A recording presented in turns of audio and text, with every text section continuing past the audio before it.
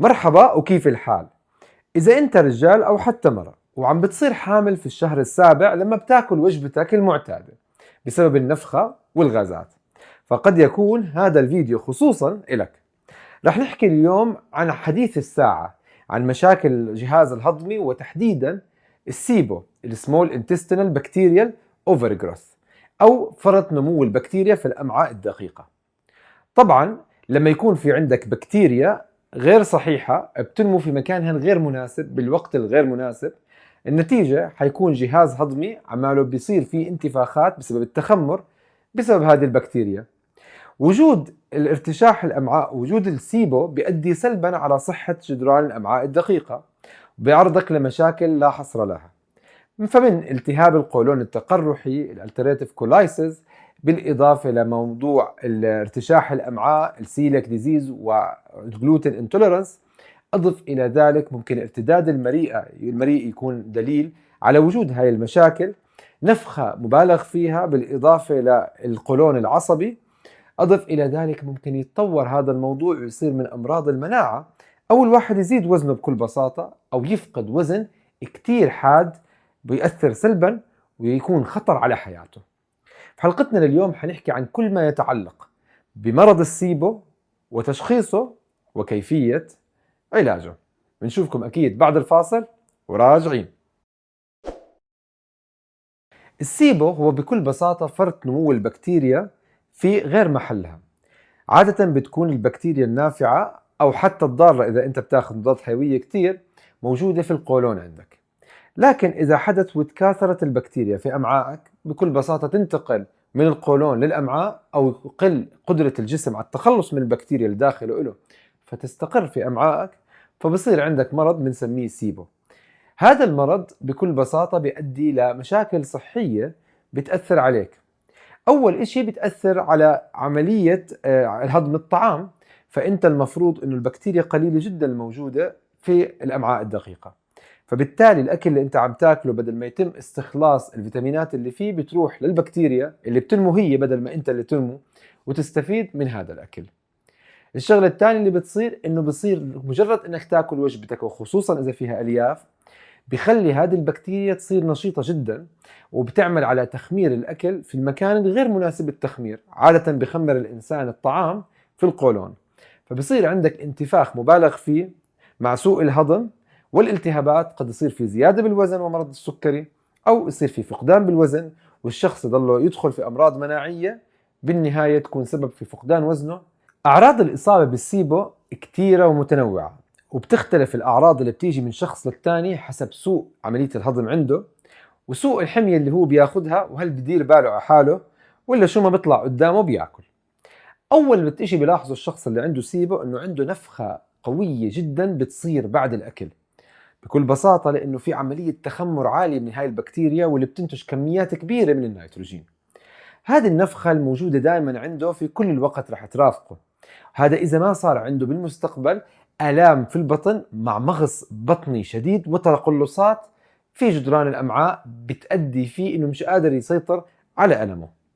هدول الأشخاص بسبب سوء عملية الهضم ممكن يصير فيهم إسهال أو إمساك، ففي حالة الإسهال بكون في عنده سوء جدا في عملية امتصاص الأملاح اللي بيصير يفقدها مع كثرة دخوله على الحمام، بالإضافة إنه ببطل يمتص الفيتامينات الأساسية اللي ممكن ياخدها من أكله زي الفيتامين A و K و D بالإضافة لفيتامين B12. على النقيض ممكن يصير عنده إمساك بسبب توقف عملية الهضم وأكله عماله بتخمر وبتعفن داخل أمعائه وقولونه بسبب نقص البكتيريا الموجودة في القولون. وهدول الأشخاص ممكن يدخلوا كل 10-12 يوم مرة على الحمام إذا ما هو أخذ الملين حتى ينزل اللي في بطنه كمان. مع زيادة تراكم السموم داخل الأمعاء في حالة الإمساك أو بسبب كثرة الدخول على الحمام تتلف جدران الأمعاء بسبب نقص مادة اللي هو المخاطية المحيطة بالخملات في الأمعاء الدقيقة، وبالتالي بصير سهل هاي السموم تتلف جدران الخلايا اللي هي الجلدية داخل الأمعاء، وبنتج عن ذلك ارتشاح في الأمعاء.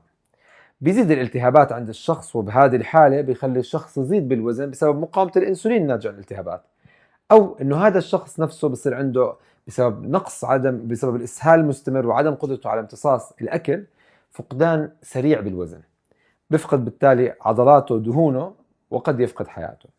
فضروري الواحد في هيك حالات يغير أكله من بعد هذا الفيديو. أما مسببات السيبو فهي متنوعة وعديدة، وإذا اجتمع مجموعة منها مع بعض فبكون الله يعينك.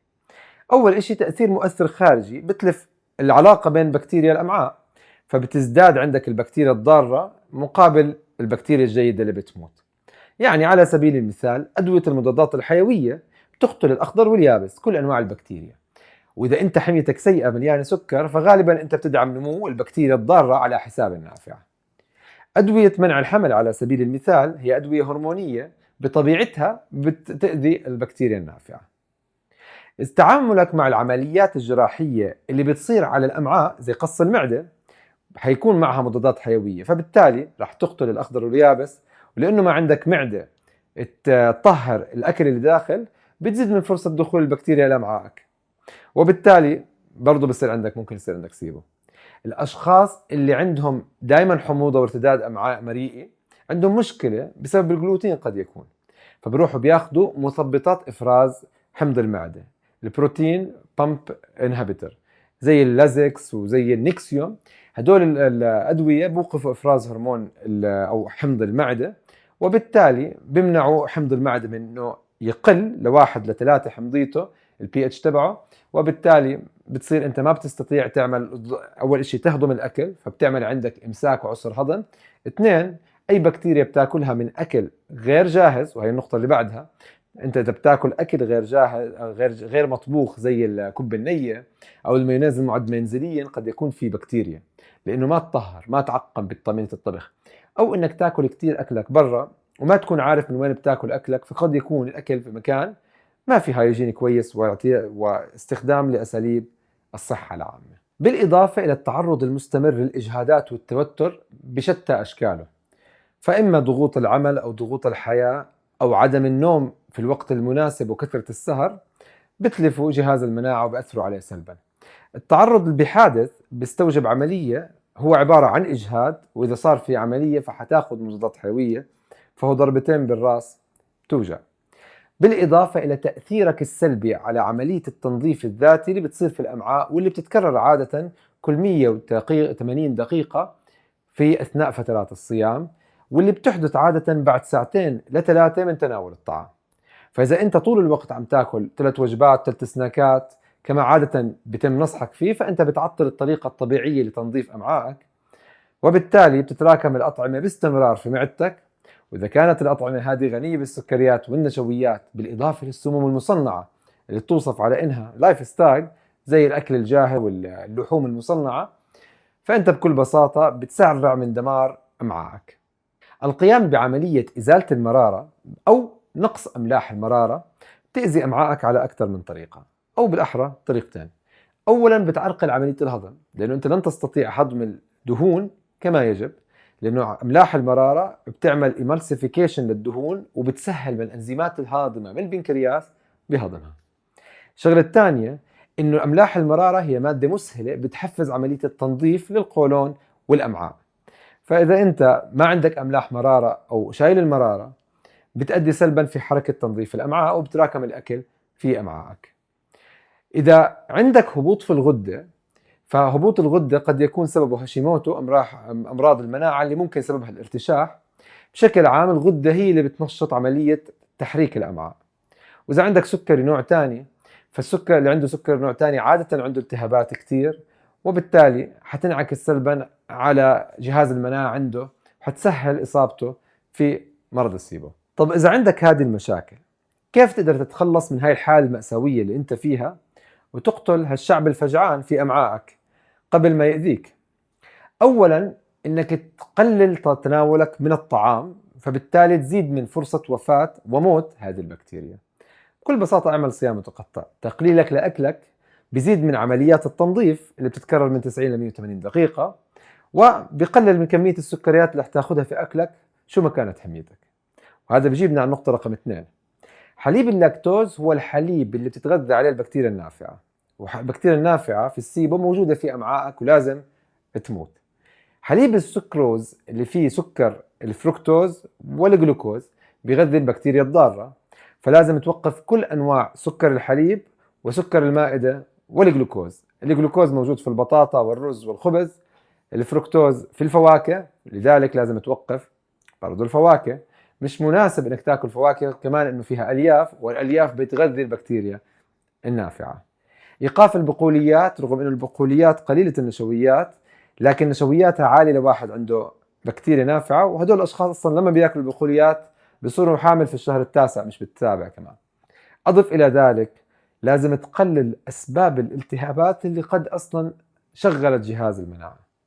يعني إذا أنت من هواة الأكل الجاهز السريع اللي عادة اللحوم فيه مصنعة وفيه مواد لاصقة بتزيد الالتهابات وبتزيد الاستروجين في الجسم فبيطلع لك ثديان، فلازم توقف كل اللحوم المصنعة اللي موجودة في أكلك حاليا، أو توقف الزيوت المهدرجة الترانس فاتس والمارجرين فرضا على سبيل المثال، أو الزيوت المصنعة اللي ما فيها أي عناصر تغذوية، بالعكس فيها مضادات أكسدة مسرطنة زي زيت الذرة وزيت الكانولا، زيت العباد الشمس أو دوار الشمس، والزيوت المصنعة الجديدة اللي ما حد بيعرف فيها بالهيك. بالإضافة إلى تقليل الحاد جدا للألياف اللي بتاكلها.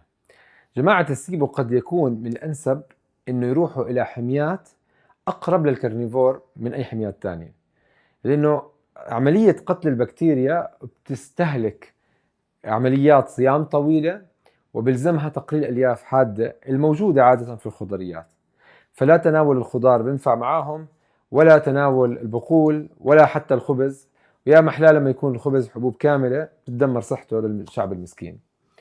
الشغلة الثانية لازم تعملها إنه ابعد عن البكتيريا النافعة اللي في أكلك. رغم إنه الإمساك عادة بنوصف له بكتيريا نافعة لأنه عنده لخبطة في الهرمون البكتيريا وبدنا نكتر له بكتيريا النافعة، بس هذا الشخص عنده بكتيريا زيادة. في المرحلة الأولى بدنا نقتل البكتيريا، وقد يكون قتل البكتيريا بالبداية من خلال مضاد حيوي بيعطيك إياه دكتورك، فما تاخذ مخللات وبكتيريا نافعة قبل ما تضمن إنه قتلت البكتيريا عندك. بعدين بتدخل البكتيريا النافعة لتستوطن موطنها الجديد النظيف اللي يحميك. إيقاف كل علاجات اللي بتأدي لإيقاف حموضة المعدة، فأنت ما رح تقدر تنشفي إذا طول الوقت عمالك بتاكل أكل فيه جراثيم، ورح يكون فيه جراثيم وعمالة توصل أول للأمعاء، فبتقتل شعب وبيجي شعب بداله من أكلك. طب إيش لازم ناكل عشان هي تموت وإحنا نعيش؟ أكيد بفضل في حمية السيبو إنه يكون فيها نوع من حميات الاستبعاد، يعني نبلش بصيام يليه طعام محدود جدا، وكل طعام بناكله بنضيفه على قائمة. إذا عملنا مشاكل مع أمعائنا وانتفاخات معناته طعم البكتيريا، فمنشيله بنرجع على نقطة الصفر، وهلم جرة لحتى ما تموت البكتيريا. طب إيش بدنا ناكل أو ناخذ أثناء هاي العملية؟ أكيد بدنا ناخذ ليمون وخل تفاح حتى نرفع حمضية المعدة، فبالتالي تزيد حموضية المعدة وتقتل البكتيريا اللي ممكن تدخل على الأمعاء. 2، نزيد من إفراز أملاح المرارة، وذلك إذا كان عندك كبد دهني فهو ما بفرز بسرعة، أو إنك شايل المرارة ما عندك مخزون، فممكن تأخذها على حبوب أوكس بايل، أو حتى منتج دكتور بيرغ البايل سولت ممتاز جدا لإملاح المرارة. هذا الأملاح بتعمل على قتل البكتيريا في أمعائك وبتحفز حركة الأمعاء وبتنشط الغدة الدرقية بالمعدة. أما النقطة الثالثة، إذا عندك آلام في المنطقة اليمنى من رقبتك وأعلى الظهر لوح الظهر، فأنت عندك تشنج في الفيغاس نيرف، وهو العصب اللي بمر من الدماغ لكل الأمعاء. بكل بساطة تعمل مساج لأسفل العمود الفقري أسفل القفص الصدري باليمين، تضغط على المرارة فبتطلع محتواها بقتل البكتيريا وبحرك لك أمعائك. أو بالإضافة إنك تعمل مساج للمنطقة بين الأمعاء الدقيقة والأمعاء القليظة اللي هي قولونك في هاي المنطقة، حتى تتمكن من راحة هذا الفيغاس نيرف ويسكر البوابة بين القولون والأمعاء الدقيقة. بالإضافة إلى استخدام المضادات الحيوية الطبيعية زي الثومة والقرفة والقرنفل، النعنع والأوريغانو والملح الأسود مع الزنجبيل، فكلهم بقتلوا البكتيريا بطريقة طبيعية. أضف لذلك إن أنت تستهلك زيت جوز الهند، بكون مناسب إليك لأنه زيت جوز الهند بكل بساطة قاتل البكتيريا والفطريات بسبب وجود كميات عالية من الكبروليك أسيد الموجودة فيه. خصوصا في بعض الحالات الصعبة بكون المريض عنده خيار وحيد أن يجلس فترة طويلة تحت إشراف طبي أو أخصائي تغذية متخصص في حميات صفرية النشويات صفرية الألياف، يعني حمية كارنيفور. الله يبعد عنا السيبة وعني وعنكم جميعا. إذا بدك معلومات أكثر عن إيش هو الصيام المتقطع كونه هو جزء من علاجك لازم تعمله، فبتقدر تشوف الصيام المتقطع من هون. وبشوفكم إن شاء الله في الحلقات الجاي. إذا شفت المعلومات اللي بالفيديو مفيدة أكيد لا تبخل على غيرك بالشير، فنشر المعلومة أكيد خير وزكاة العلم نشره. ما تبخل على حالك، بدك تنضم لقناتك بإشارة الجرس حتى يجيك أول بأول إشعارات كل ما يخطر على بالي فكرة أكيد مفيدة لك. ما تبخل علينا بأنك تعمل لنا لايك، فبتشجيعنا إنك نستمر. اكتبوا لي آراتكم في التعليقات تحت حتى أشوف وأجاوبكم. أكيد تقدروا تشوفوا موقعنا الإلكتروني موقع العيادة، في مقالات تقدر تحسب سعراتك، وفي بتقدروا تتواصلوا معنا أكيد في عيادتنا www.samarskeetolife.com. وبنشوفكم بتقدروا تنضموا لعالمنا الرائع على الفيسبوك عالم سمارة سكيتو @fasting planet. تقدروا تتابعوني على الانستغرام سناب شات والتيك توك. بشوفكم على خير وبأمان الله، مع السلامة، باي.